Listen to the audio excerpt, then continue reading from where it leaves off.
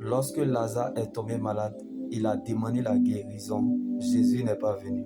Ce n'est pas parce que ça ne marche pas pour toi que Dieu n'aime pas ta démarche.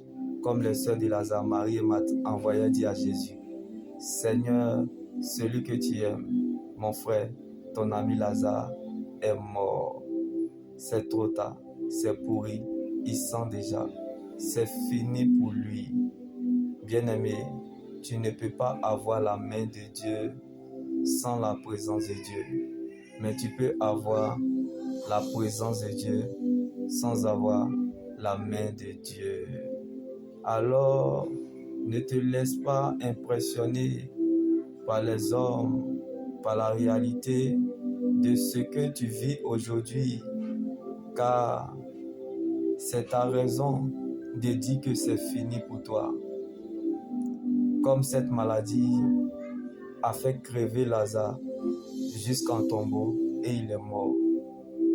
Dieu n'a pas encore fini avec toi parce que tu es sa raison.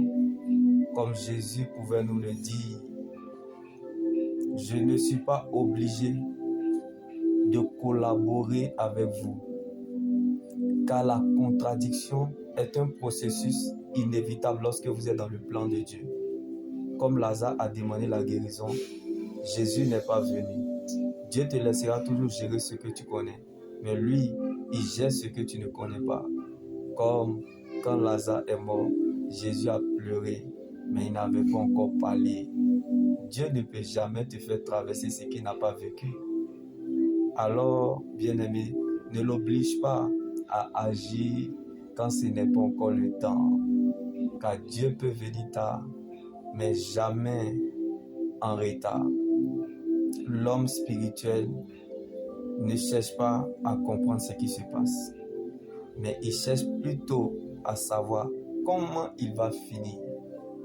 Car Dieu ne se trompe jamais sur ce qu'il fait. Donc ce n'est pas parce que tu ne comprends pas que Dieu ne sait pas ce qu'il fait. Donc ne cherche pas à savoir comment Dieu va faire, mais cherche plutôt à savoir que Dieu va le faire, comme Jésus avait prévu la résurrection de Lazare. Tu ne peux pas arrêter le message, car la souveraineté de Dieu te rattrapera. Lorsqu'il met son choix sur toi, c'est que tu as un témoignage quelque part. Alors s'inquiéter paraît arrogant, alors que Dieu t'attend à quelque part. Comme il a fallu que Lazare meure par ton tombeau pour aller le ressusciter.